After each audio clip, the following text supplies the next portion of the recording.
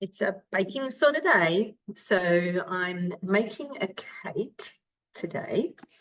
Rhubarb, orange and almond cake. So gluten-free number by choosing gluten-free flour. Also has almond meal in it, so it's a real goodie.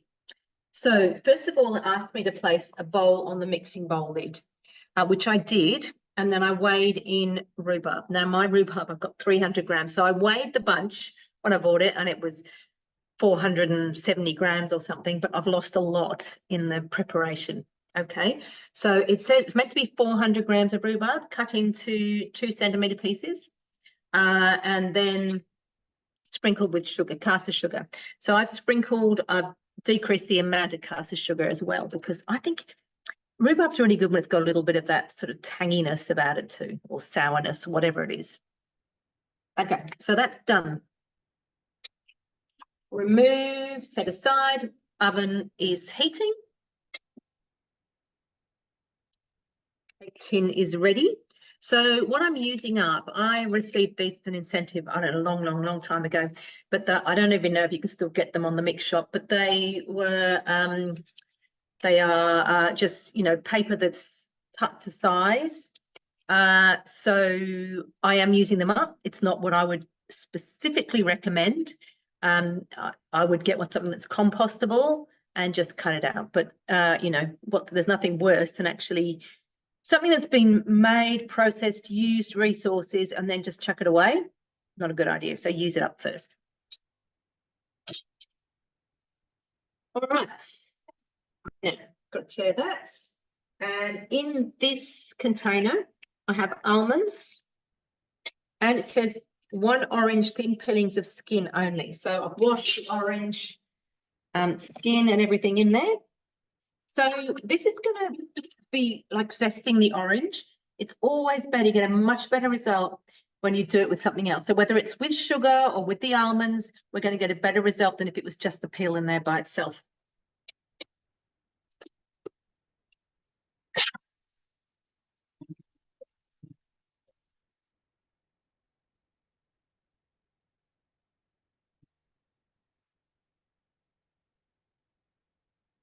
Okay. We'll have a look and see what that looks like. There you go. See, no big chunks left, which is awesome. Then we're adding 2 large eggs, which I have broken as drummed into me by my mother. Put it straight in, because if it's a bad egg, you're going to waste all the ingredients you've already put in. Half a teaspoon of baking powder. And I'm going to put a little bit more than that in, because my flour, I didn't have quite enough gluten-free flour, so I've got some self-raising flour, so I've got some plain as well. 150 grams of golden caster sugar. I am just using caster sugar here. Of course, I could have made it, but being a little bit lazy. I don't put in as much sugar as it says. So it says 150 grams, and you must never decrease by more than 1/3. All right. So I can't go to, I probably could go to 100, but I'm going to do about 110. And the reason we know that is I made a cake for Irene several years ago when I was her team leader for a birthday, and I cut down on the sugar and I cut it by half, and the cake was like lead. So she did a bit of research and found out that you actually can't decrease by more than 30%. All right, unsalted butter diced. So I've got my unsalted butter in there.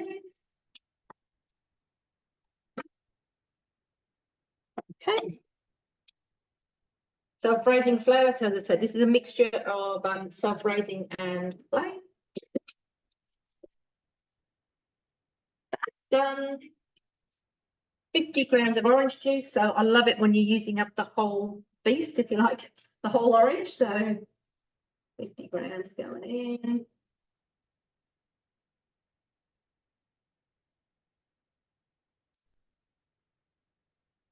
A little bit for me to drink. Grams of orange juice. Pop the lid on. Pretty easy so far, isn't it? 20 seconds, speed 5.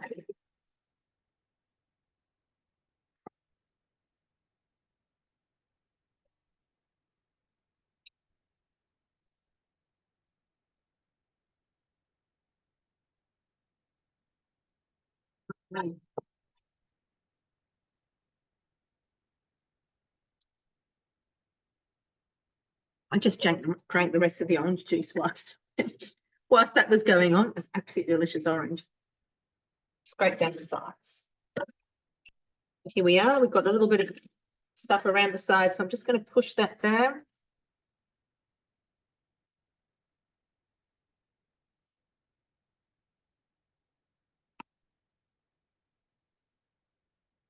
Okay. Popping the lid back on again.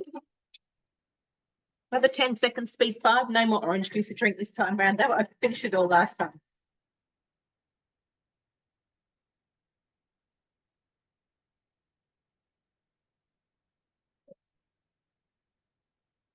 Then I'm going to add the reserved rhubarb and sugar. So on here, looks like first. There we go. And just move this back a bit. Add that in. Oh my gosh. Pink sugar. Rhubarb. Okay. And fold in gently with the spatula. So I'm just pushing it round like this, always in a clockwise direction, remember?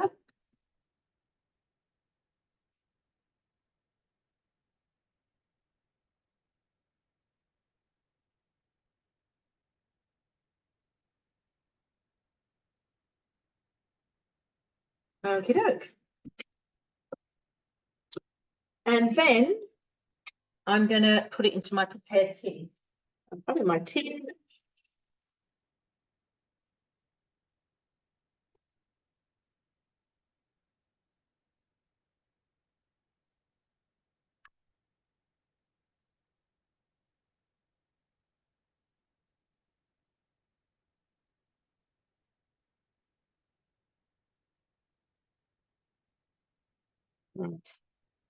Now, as I said, my last video, we want to get all that off the blades, okay? So what I'm going to do with that is bookmark my recipe.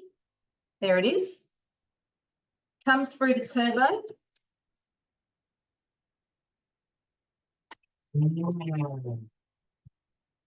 Back into my bookmark recipe. And we'll just release the lid in a minute. Quite excited about this cake. It's sort of something I've looked at for a long time. And one of my support work clients, we were discussing a cake to make. She always likes me to make a cake when I go there. So we were discussing what cake to make and looking through Cookie Do, because I take my Thermomix, not all the time, don't cook everything in it, but some of it. And we looked at this and I said, look, I'll give this one a try, because the other one we were looking at was the mini carrot cakes, which I made middle of last week. I took one as a birthday cake. So I don't know, they're delicious, because we actually had 2 of the mini ones out of 4, but I gave away a couple. Had full intentions to give away another one, but you know what? They're little 4-inch cakes and perfect for 2 for dessert. So we had one night. It was so good. We said, I might just hang on to the other one. All right, try this. Yeah. Now, I'm going to show you this. It's best sprinkled with 25 grams of flaked almonds. Now, I have weighed them, but the easy way to do it from this recipe is to go onto your 3 dots, scales, and obviously weigh them in there, which is what I did. So then I get out of there, back in there. I'm going to sprinkle these on.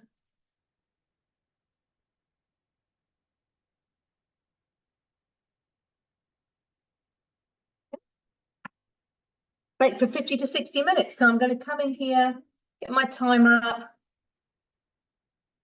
It's going to put it on midway point, 55. Okay, popping this into the oven right now, and I'll take a picture of it, post it with the recording.